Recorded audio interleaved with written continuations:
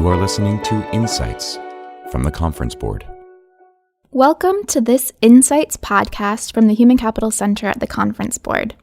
I'm Amanda Popiela, researcher in human capital, and I'm joined today by my colleague Dr. Robin Erickson, principal researcher also with the Conference Board. Recently, Robin and I co-authored a report called Higher Expectations: How Organizations Engage with Social Change Issues.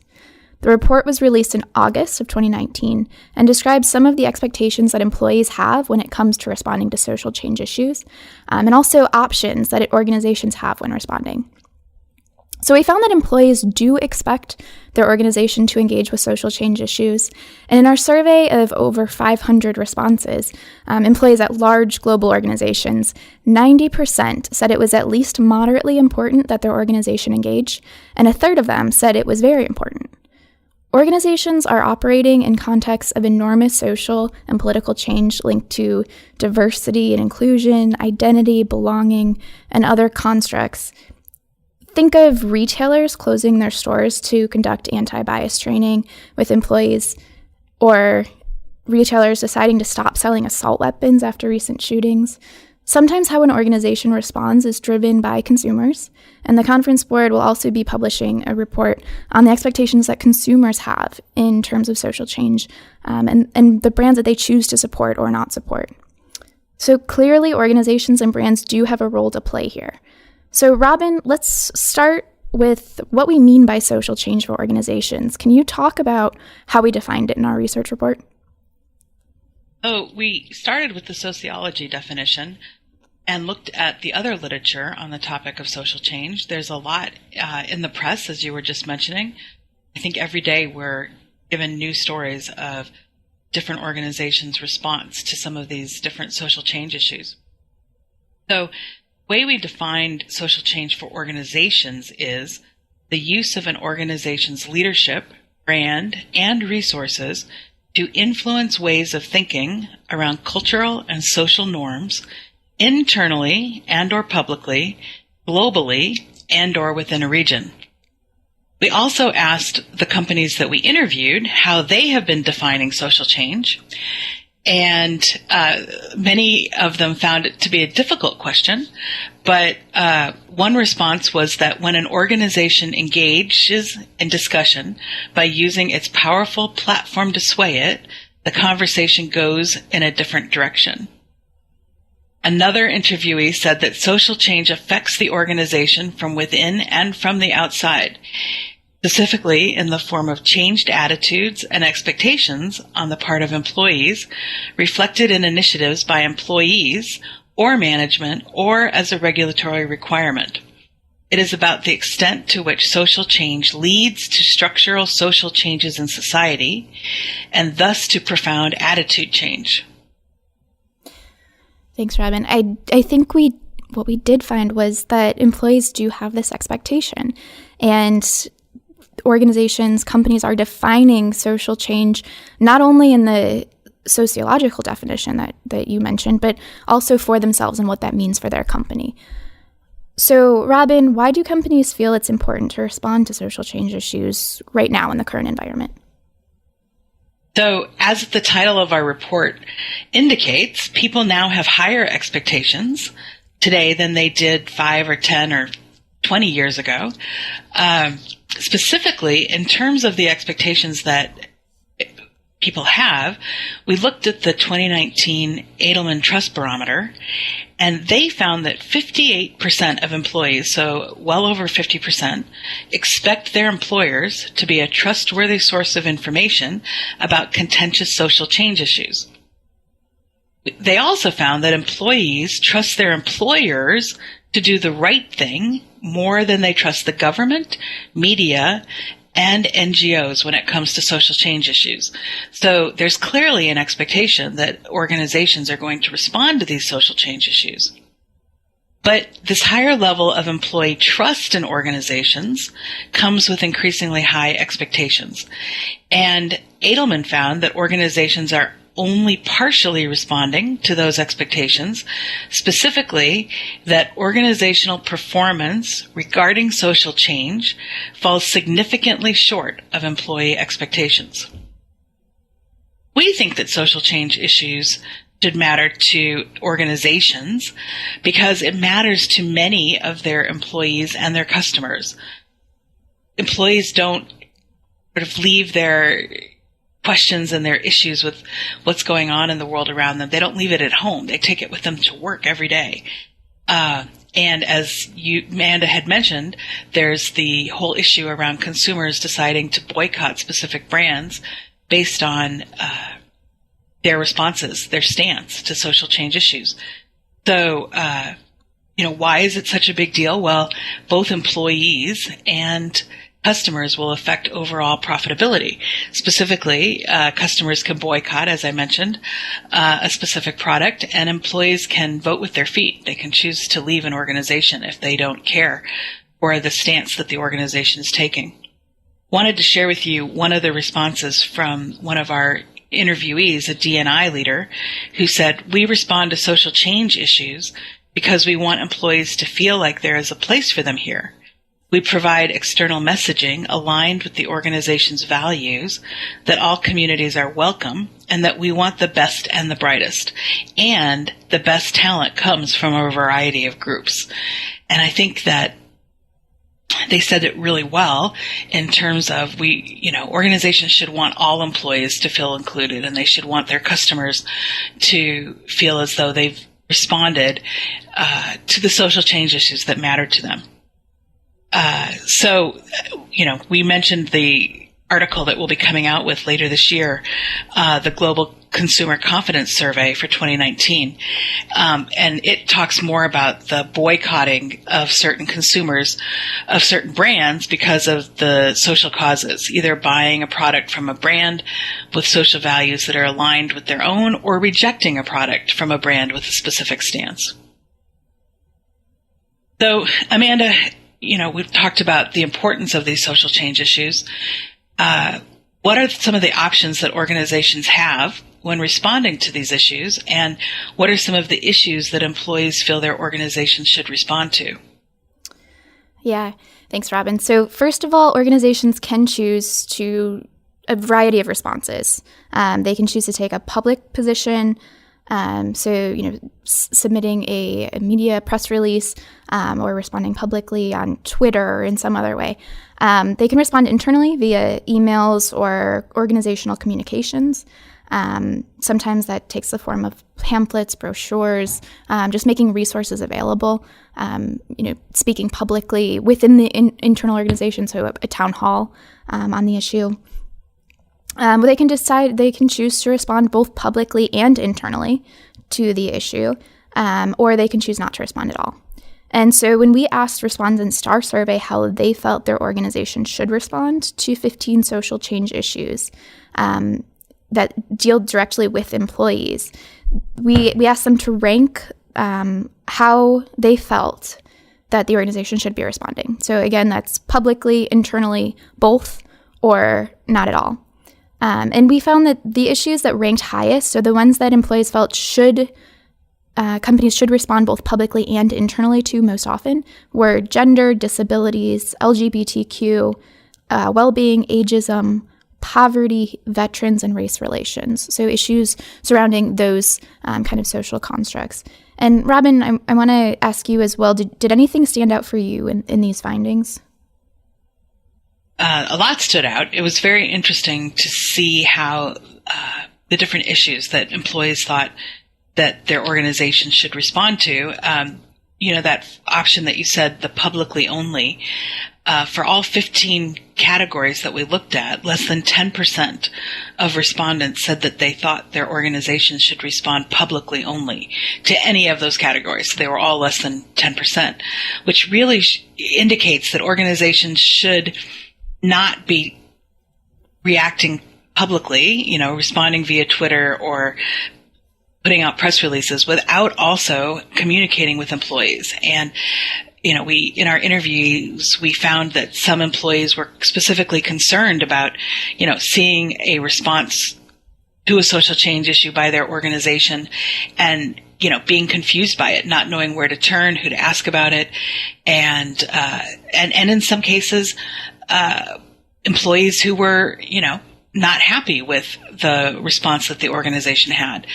And so we really think that it's important for leaders to not just think about responding publicly, although it's tempting with the ease of response these days, but to really respond both internally and publicly.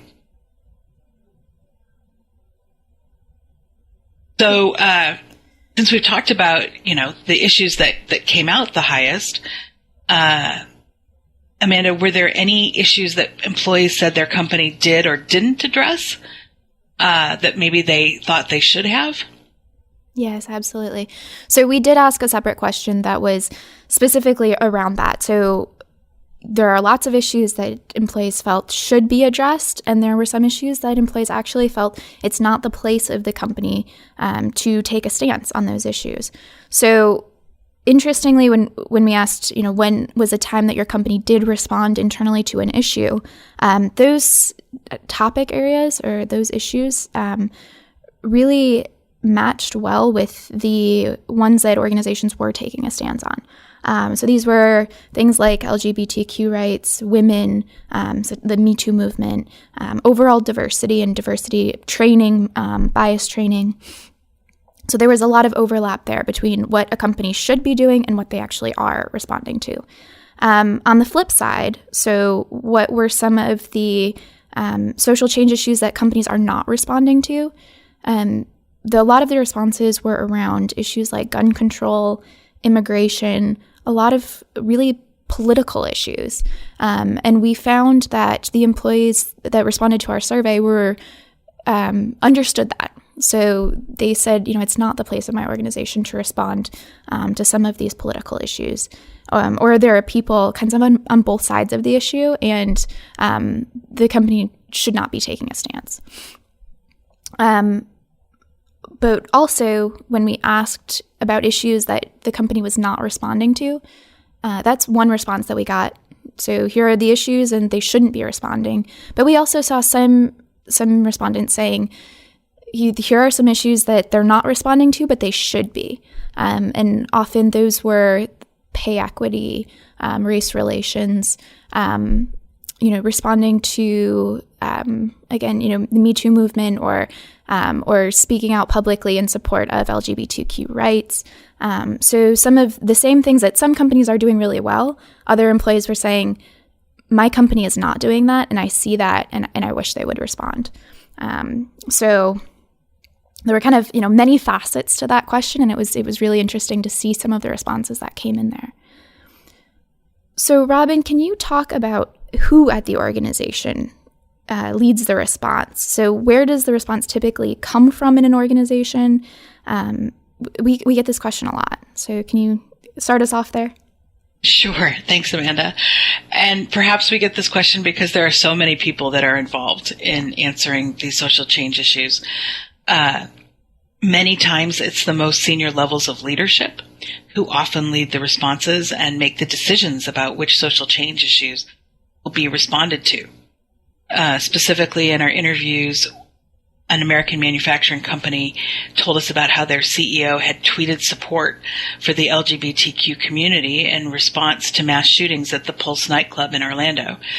And another interviewee said that their CEO felt that they didn't need a business case to get involved, that they got involved because it was the right thing to do. And I think there are definitely many more CEOs these days who are getting involved and making the company's stance known. Another example is from a U.S. financial company where they have cause champions, and that is that most of the C-suite leaders have aligned themselves to specific issues and then work toward that cause.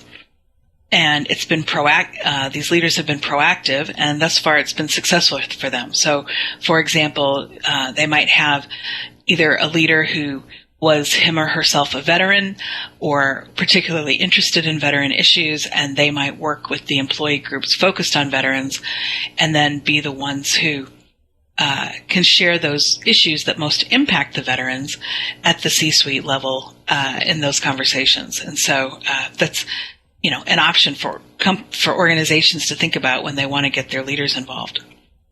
Another group that often plays an important role are the employee networks or employee resource groups, business resource groups. In fact, the members of those can be very passionate, and in fact, they can pressure leadership to take action on specific issues that are important to them. Obviously, human resources plays a very large role in listening to employees, especially through continuous listening. And we actually have a series on continuous listening that'll be coming out later this fall and early next year. But looking at the different ways that continuous listening can be used within an organization and what that entails. Either an annual survey, that's not as much continuous, but there's other data that organizations can be looking at. There's recurring pulse surveys. There's also all the data that's at the fingertips of organizations that they could be looking at. For example, their exit interviews or the comments that employees are putting on social media. So those are some of the other ways that HR can look and pay attention to what their employees are saying. Obviously, the marketing and communications department also helps to control the narrative and the external narrative, for that matter. And so anyone who's working on social change issues, may want to get the marketing and communications team support. Then there's the corporate social responsibility and sustainability functions at some organizations. They help focus on environment and other human rights initiatives. And then there's the public policy group that advocates through legislation. And some of the organizations that we interviewed said that they actually advocate for change in certain issues. And one leader we spoke with uses their access to the current administration to actually speak out on certain issues and to try to influence those. And then last but definitely not least, we know that the legal function acts as an internal advisor on labor and employment issues, and would just recommend that any HR practitioners who are trying to lead responses to these social change issues, that they also work with the legal department just to make sure that everything's in line, especially if the organization has a union practice. So those are the many different groups that are involved. There may be others, but many different people are involved in organizations when it comes to these social change issues. So, Amanda, one of the reasons that we did this report was to try to help provide a playbook for organizations when they think about their responses and their choices when it comes to social change. So would you mind sharing with us what organizations should be considering and how they can go about that? Absolutely. So yes, in the report, we do have a guide. So 7 questions that organizations should be considering. And it's really a starting point for organizations to put together their own playbook or have their own policies in place, because obviously it's going to be slightly different for every organization. So we do have questions to help kind of think through the response as issues arise. For anyone listening that works at a company, we think that it is important to have these guidelines in place before the need arises. So to kind of put that playbook together, put together that kind of task force. So getting all of the departments, the areas of the organization that Robin mentioned, kind of having them all on the same page and all on board to respond to an issue as it arises. So our list in the report, it's a starting point where we ask questions about the benefits of addressing issues, what are the risks involved, deciding, how to respond. So those, publicly, internally, or both, looking at a non-response as a option for response. And also looking at the organizational culture, the appetite for response, the different groups within an organization. And we actually in the report talk a little bit about generation even, and if there are generational differences. We found not so much. So, kind of across generations, it's important to have a response. That's the employees that responded to our survey, that's what they said. But there might be differences in an organization. There might be, pockets that want more of a response to specific issues. So looking at that as well as historic responses and kind of what those have looked like, what's gone well, what hasn't. So all of that is in the report. And actually, all of the information you heard today and more can be found in the research report. It's available at conferenceboard.org. And we also have a webcast on this topic. Robin and I were joined by our head of our governance center at the Conference Board, who kind of talked about this from the board perspective and the governance side. So look for that as well. And with that, Robin, thank you for sharing today. Thanks to our listeners.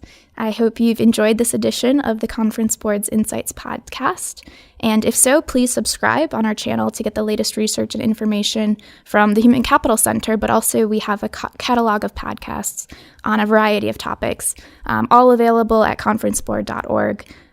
So look for those. It's not just human capital topics, but we do have this podcast channel that has a broad range of topics within the human capital space as well. And we hope that you will join us next time. Thank you. This has been Insights from the Conference Board.